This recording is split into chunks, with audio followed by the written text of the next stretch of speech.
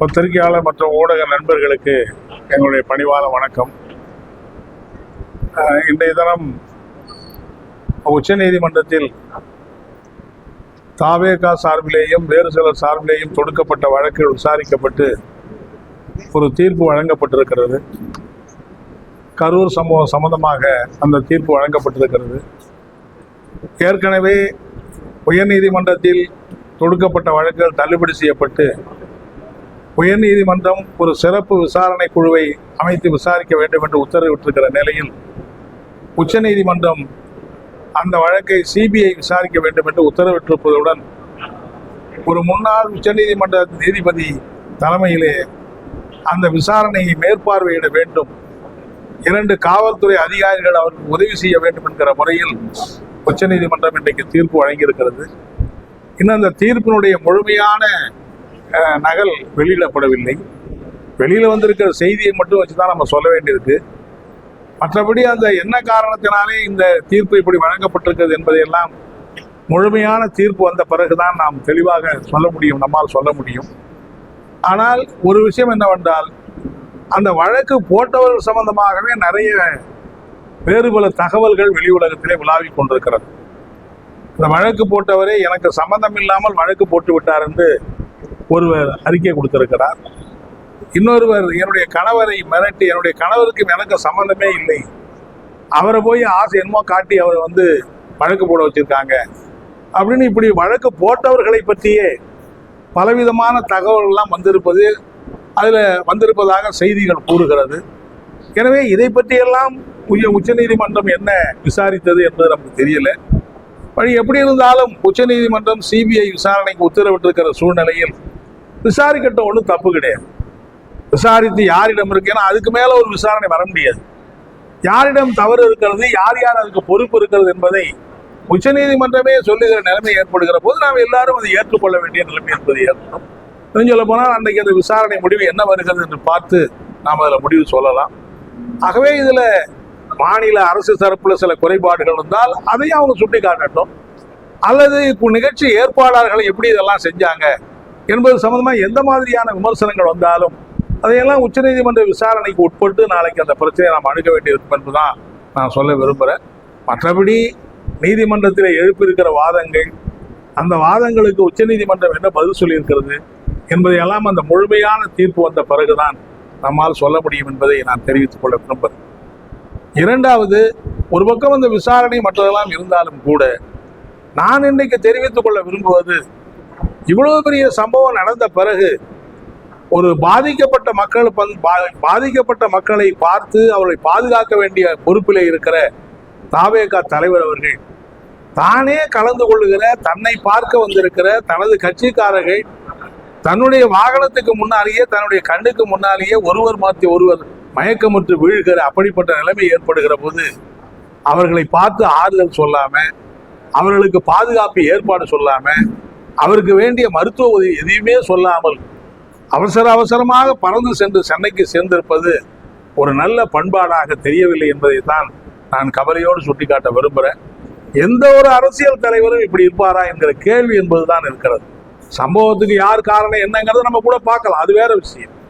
ஆனால் சம்பவம் நடந்து விட்ட பிறகு இப்படியான சம்பவம் நடக்கிறது, கண்ணுக்கு முன்னாலே மக்கள் மயக்கம் போட்டு விழுகிறார்கள், பலர் இறக்கிறார்கள்.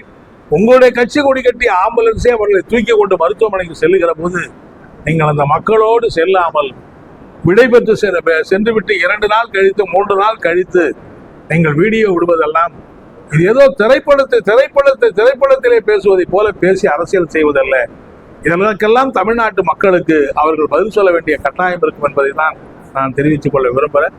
இன்றைக்கு தாவேகாவை பயன்படுத்தி பாஜகவும் அதிமுகவும் தமிழ்நாட்டிலே அரசியல் நாடகத்தை நடத்த விரும்புகிறார்கள். ஆனால் நிச்சயமாக அவர்கள் அப்படிப்பட்ட நாடகம் வெற்றி பெறாது. அது ஒரு பகல் கனவாகத்தான் போய் முடியும் என்பதை நான் அழுத்தமாக தெரிவித்துக் கொள்ள விரும்புகிறேன். நாளை தினம் நம்முடைய சட்டமன்றம் கூட இருக்கிறது. தமிழ்நாட்டிலே இன்றைக்கு பல முக்கியமான பிரச்சனைகளை அந்த சட்டமன்றத்தில் நம்முடைய மாண்புமிகு முதலமைச்சர் அவர்களும் அமைச்சர்களும் தீர்வு காணுவதற்கு ஆக்கப்பூர்வமான நடவடிக்கை எடுக்க வேண்டும் என்று நான் கேட்டுக்கொள்ள விரும்புகிறேன். போக்குவரத்து ஓய்வு பெற்ற போக்குவரத்து தொழிலாளிகள் 50-60 நாட்களாக போராடி கொண்டிருக்கிறார்கள். அவர்களோடு பேச்சுவார்த்தை நடத்தி ஒரு சுமூகமான தீர்வை காணுவது அரசனுடைய பொறுப்பு. ஏன்னா அரசை நம்பிதான் அவர்கள் போராடுகிறார்கள். 50 நாட்களுக்கு பிறகு கூட அரசு தலையிடவில்லை என்று சொன்னால் அப்ப யார் அதில் தலையிட முடியும்? அதே போல இன்னைக்கு தமிழ்நாடு முழுவதும் இருக்கிற தூய்மை பணியாளர்கள் எல்லா இடங்கள்லேயும் இன்னைக்கு காலையில இங்க கூட பார்த்தா அந்த பெண்கள் கதறுகிறார்கள். நாங்க என்னங்க கான்ட்ராக்ட்லயே இருக்கணுமா, ஏன் எங்களை பணி நிரந்தரம் பண்ணக்கூடாது என்ற கேள்விக்கு நம்ம என்ன பதில் சொல்ல முடியும்? அங்க இருக்கிற அதிகாரிகள், அங்க இருக்கிற மற்றவர்கள்லாம் பணி நிரந்தரம் செய்யப்படுகிறார்கள். ஆனால் இந்த புனிதமா இந்த மிக கடினமான வேலை செய்யக்கூடிய அந்த தூய்மை பணியாளர்களை ஒப்பந்த பணியாளர்களாக வைத்துக் கொள்வது எந்த விதத்திலேயும் நியாயமில்லை. தமிழக அரசு நாளை சட்டமன்றத்திலாவது அவர்களை பணி நிரந்தரம் செய்வதற்கான ஆக்கப்பூர்வமான, ஏற்கனவே நாங்கள் வற்புறுத்தி இருக்கிறோம், சட்டமன்ற கூட்டத்திலேயே வற்புறுத்துவ நடவடிக்கை எடுக்க வேண்டும் என்று நாங்கள் கேட்டுக்கிறோம். அதே மாதிரி இன்றைய தினம் பல துறைகளில் ஆசிரியர்கள், அரசு ஊழியர்கள், மருத்துவர்கள், செவிலியர்கள், கல்லூரி பேராசிரியர்கள் என்கிற அனைத்து துறையிலேயும் இன்றைக்கு பல்வேறு தலைப்புகளிலே ஊழியர்கள் பணியாற்றுகிறார்கள். தொகுப்பூதியம், மதிப்பூதியம் என்கிற அடிப்படையில், ஒப்பந்த தொழிலாளிகள் என்கிற அடிப்படையிலே அவர்களை எல்லாம் ஒரு கடுமையான சுரண்டலுக்கு ஆளாக்கப்படுகிற நிலைமை என்பதுதான் ஏற்படுகிறது. Equal wage for equal work என்கிற அந்த சட்டம் இருக்கிற நாட்டில் அதே சமநிலை வேலை செய்கிற அவர்களுக்கு குறைந்த சம்பளத்தை கொடுத்து இப்படி ஒப்பந்த தொழிலாளியாக வைத்திருப்பது நியாயம் அல்ல. எனவே தமிழக அரசு, திமுக அரசு, மாண்புமிகு முதலமைச்சர் அவர்கள் இந்த அனைத்து ஊழியர்களையும் அனைத்து தொழிலாளர்களையும் பணி நிரந்தரம் செய்வதற்கான நடவடிக்கை மேற்கொள்ள வேண்டும். இல்லைன்னா அவங்க 15,000 10,000 வாங்கிக்கிட்டு என்ன வாழ்க்கை நடத்த முடியும்? எப்படி எதிர்காலம் இருக்கும்? அந்த இளைஞர்களுடைய வாழ்வே கேள்விக்குறியாக இருப்பது நமக்கு கவலை அளிக்கவில்லையா என்றுதான் நான் கேட்டுக்கொள்ள விரும்புகிறேன். எனவே அப்படிப்பட்ட அதே மாதிரி இன்றைக்கு டெல்டா மாவட்டங்களிலே இந்த கொள்முதல்ல ஏராளமான பிரச்சனை நடந்துகிட்டே இருக்கு. அதாவது ஒரு மூட்டைக்கு 40 ரூபாய் 50 ரூபாய் கமிஷன் வாங்கப்படுவதாக பரவலான பேச்சு அடிப்படுகிறது. விவசாயிகள் வயிறிலிருந்து உட்கார்ந்து இருக்கிறார். ஏன் அரசு அதை அனுமதிக்குது? ஏன் அரசு அதை நடக்குது? யார் அதை வாங்குறா? அதை ஏன் தடுக்க நம்மால முடியல? எனவே உங்களுடைய ஊழல் தடுப்புத்துறை என்ன செய்யுது? எனவே இன்னைக்கு அந்த தீர்மானித்திருக்கிற விலையே ரொம்ப கம்மி, குறைவான விலை. அதுல மூட்டைக்கு 40 ரூபா 50 ரூபா கமிஷன் வாங்குவது ஏதோ பிக் பாக்கெட்டு கொள்ளை அடிப்பது போல அது நடந்து கொண்டிருக்கிறது. அரசு அதை தடுப்பதற்கு நடவடிக்கை எடுக்க வேண்டும் என்றும் இந்த நேரத்தில் நான் கேட்டுக்கிறேன்.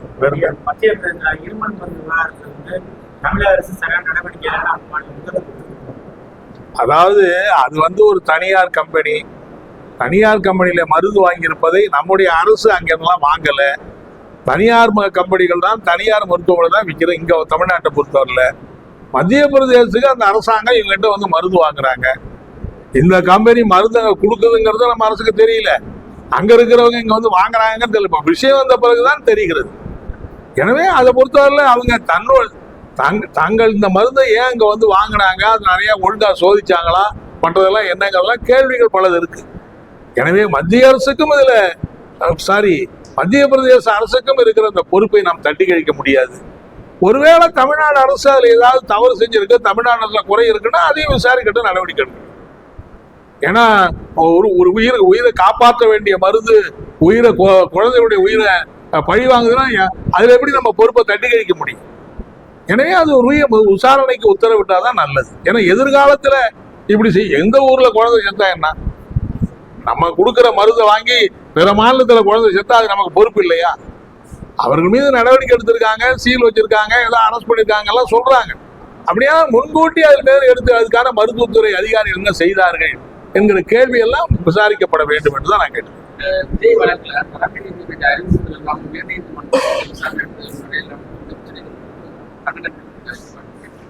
இல்ல, அதாவது அந்த தீர்ப்பு வந்தாதான் நம்ம சொல்ல முடியும். நம்ம கிடைச்சிருக்கிற செய்தி என்னன்னா, மதுரையில ஒரு வழக்கு நடக்குது, சென்னையில இருக்கிற ஒரு வழக்கை எப்படி நீங்க ஏன் விசாரிச்சீங்கன்னு கேட்கிறாங்க. சென்னை நீதிமன்றத்துல ஒரு வழக்கு விசாரணைக்கு வருது, மதுரை நீதிமன்றத்துல ஒரு வழக்கு விசாரணைக்கு போடுறவங்க 2 நீதிமன்றத்திலையும் விசாரணை போடுறாங்க. ஸோ அங்க இருக்கிற நீதிபதிகள் அதை விசாரிக்கிறாங்க, இங்க இருக்கிற நீதிபதிகள் அதை விசாரிக்கிறாங்க. அது விசாரித்தது முறையா இல்லையா என்பது இப்போ ஒரு கேள்விக்குரியதான் வந்திருக்கு. அது மீது உச்ச நீதிமன்றம் என்ன சொல்லுதுன்னு பார்த்துக்கிட்டு நம்ம முடிவு பார்த்தோம்.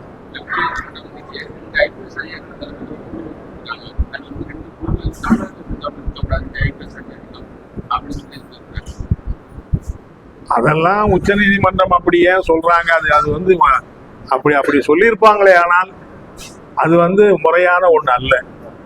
ஒட்டுமொத்தமான தமிழ்நாட்டை சார்ந்திருக்கிற காவல்துறை அதிகாரிகள் களங்கத்துக்கு உட்படுத்தக்கூடாது. உச்ச நீதிமன்றம் ஒரு விசாரணை குழு போடுறீங்க, தமிழ்நாட்டை சார்ந்தவர்கள் இல்லாத தமிழ்நாட்டில் பணியாற்றுகிறவர்கள் என்று சொன்னால், தமிழ்நாட்டில் பணியாற்றுகிற வேறு மாநிலத்தை சார்ந்தவர்களை விசாரணைக்கு உத்தரவிடணும் தான் அவருடைய அர்த்தம் வருது. அது ஏற்புடையதா இருக்க முடியாது. அது வேணா உச்ச நீதிமன்றம் அப்படி சொல்லி இருக்குமானால், எனக்கு அது கரெக்டா தெரியல. வந்திருக்கிற எனப்பெல்லாம் வாட்ஸ்அப்லயும் பேஸ்புக்லயும் வரது மட்டுமே நம்பி நம்ம எதையும் சொல்ல முடியாது. நிறைய தவறான தகவல்கள்லாம் வரல. நான் சொன்னா முழுமையான தீர்ப்பு.